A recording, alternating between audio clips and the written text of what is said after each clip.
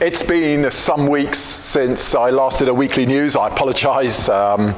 It's all been fairly busy, to be honest. Quick recap. So, Christmas week, and the run-up to it was largely spent with Amy's 142, having returned from the Land's End to John O'Groats Rally with such a good result.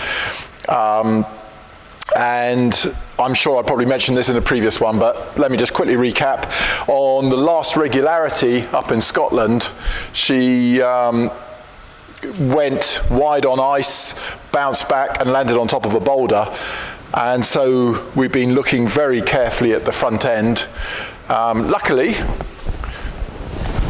the only bodywork was that, which is a bit of a let-off, really. I'm fairly sure Brian Goo can bring that back to life without too much difficulty. But on that front suspension, I looked at it and thought, well, that's it. We're just going to replace every single joint on there. So that's the centre tie rod ends, the two steering rods, the two upper ball joints, the two lower ball joints. And in fact, the bushes actually were okay.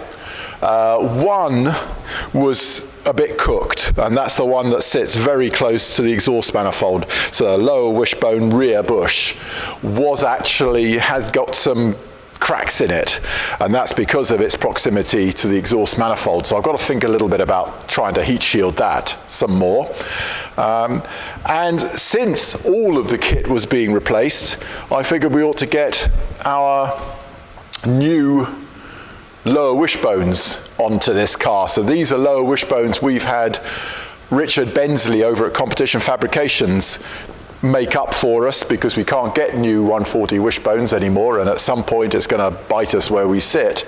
And so I wanted some plan for the future when we don't have any stock left. As it happens, one doesn't tend to kill lower wishbones very often. It's got to be a pretty horrible end-on hit to do that. But still, it's worth having a solution, and that's what we're waiting for, is just waiting for them to come back from powder coating from Richard Bensley, and then we'll fit a pair and then set up the geometry on this car. So that was Christmas week, spent working on Amy's car. And then, I think it was probably Monday last week, our neighbour Mark brought us his trusty Morris Minor, which unexpectedly wouldn't fire up.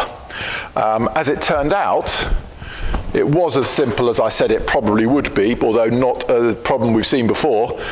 The SU jet was actually stuck solid in its slide.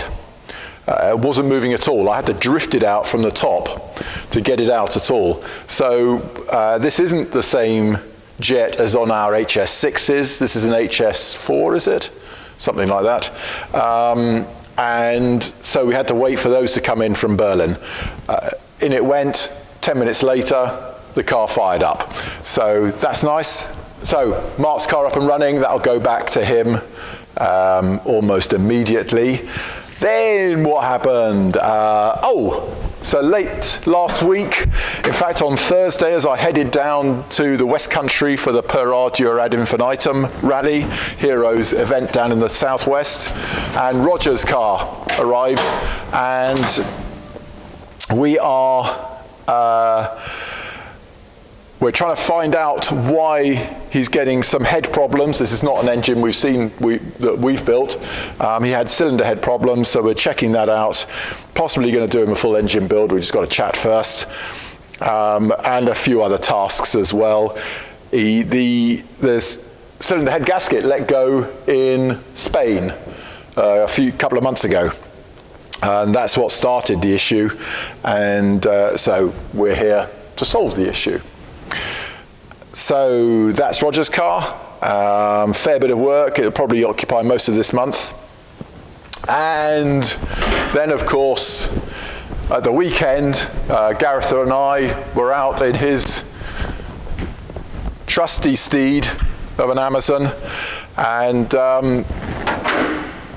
we had a good run out. We enjoy being together in the car anyway, but but Gareth's been looking through the results today in detail and noted that beside my 3 fails, our regularity performance was extremely good, top 5.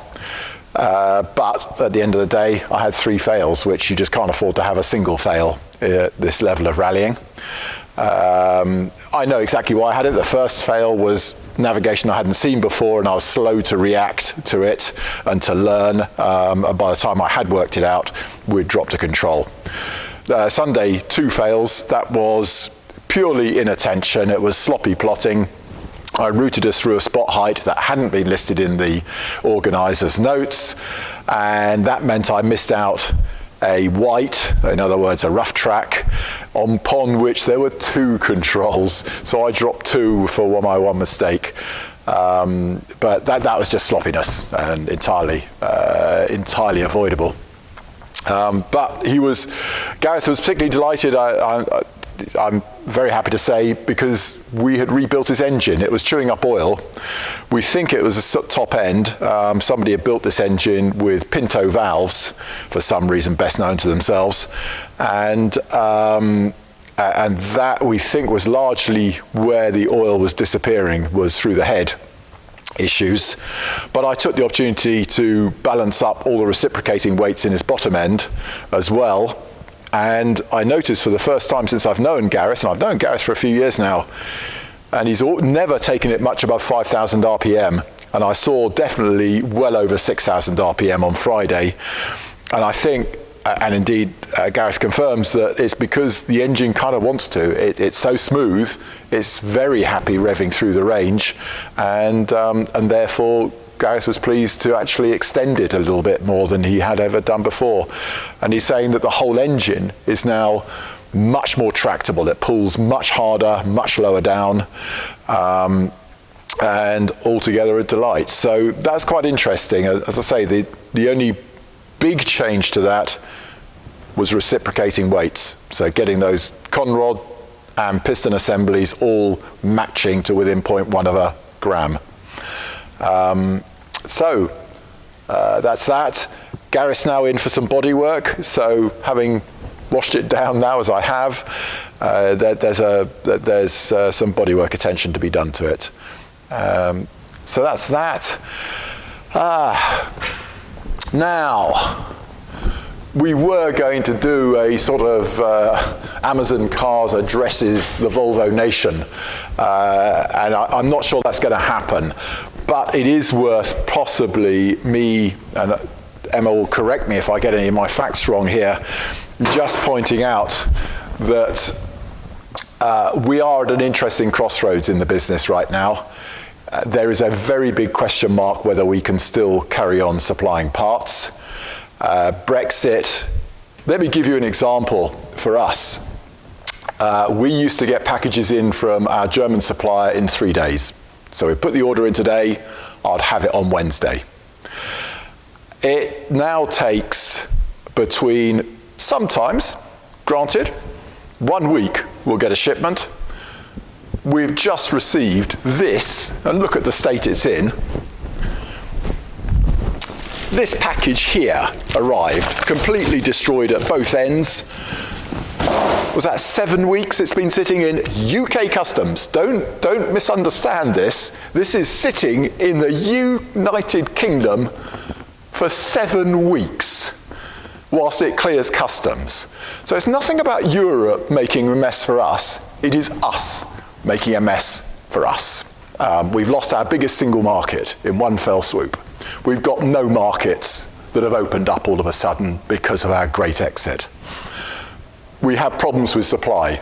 Our costs have gone through the roof. This is nothing to do with COVID costs. This is simply the extra cost now of getting goods in from Europe. So right now, yeah, we're just kind of looking at it in a way. We're not panicking.